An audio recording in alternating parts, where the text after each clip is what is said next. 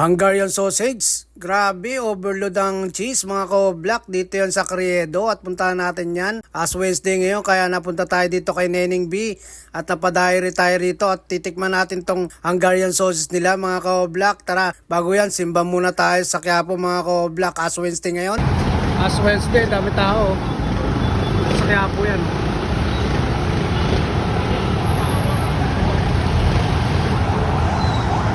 Yun, tapos na tayo magsimba mga ka-black. Punta tayo dito kay Neneng B dito sa Carriedo. Malapit sa Carriedo Station mga ka-black. Tapat lang ng Andox. Yan, nagpe-prepare na sila ng Hungarian sausage nila. Yan ang Andox mga ka-black oh. Tapat lang nila. Yan, dito dahil tao, grabe oh. Pila, blockbuster mga ka-black. Grabe sa Carriedo na to. Dahil mga tinda dito mga ka-black. Grabe yung mga paninda rito, biling-bili talaga kasi malapit lang dito ang simbahan ng Quiapo. Yan, at maraming pumipila mga ka-black. Yung ano, grabe oh. Grabe yung cheese no mga ka-black, overload cheese.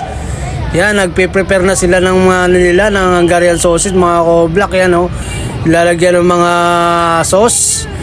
Yan, overload na cheese. Hungarian sausage siya mga ka-black at saka may lettuce sa ilalim mga ka-black oh.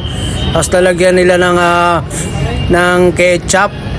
Yan, lalagyan ng ketchup yan mga ko-black.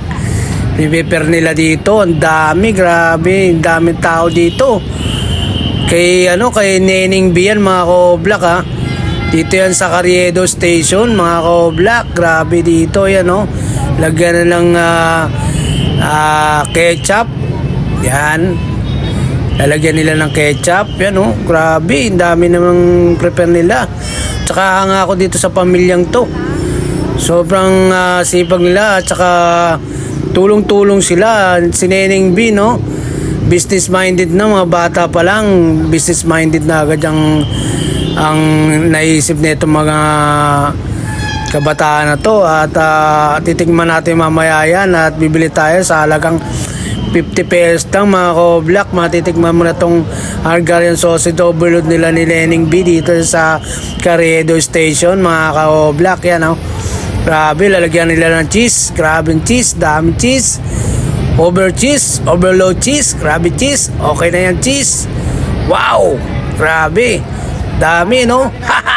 Tara, kakainin natin yan mamaya. Order na tayo mamaya. Tara, sama kayo dito sa akin at tikman natin tong Hungarian sausage nila at punta na kayo dito sa Carriedo lang yan mga ko-black. Bago yan, simba muna kayo sa Quiapo bago kayo pumunta rito kay Neneng B mga ko-black. Bago nyo tikman tong Hungarian sausage overload nila. Nabubulol ako mga gago. Kumain na kayo dito. Sorry po. Yan.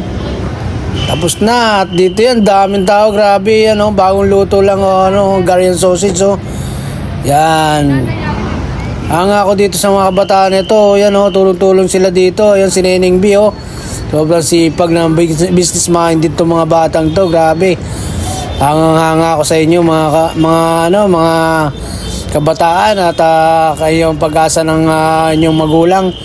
Hindi pag-asa ng bayan, pag-asa ng magulang. Kailangan yung tulungan yung inyong pamilya para makaahon sa buhay. Yan. Tulong-tulong lang pag may mga ganyan mga negosyo mga ko-black yan. No? Si Neneng B.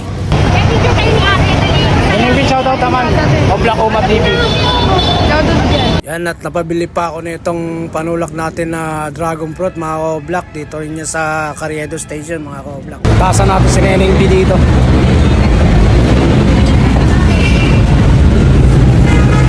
Sa Carriedo. Sa Neneng B. Gano'n isa, Tek? 50. Nandito tayo sa Carriedo mga ka-vlog. Meron tayo dito yung binibenta ni kay Neneng B. Yan, sausage. Ayan si Neneng B. Dito tayo sa Carriedo. Yan, ang dahil tao. Kakaya tayo nito. Laki yung sausage. Overload. Ay tayo.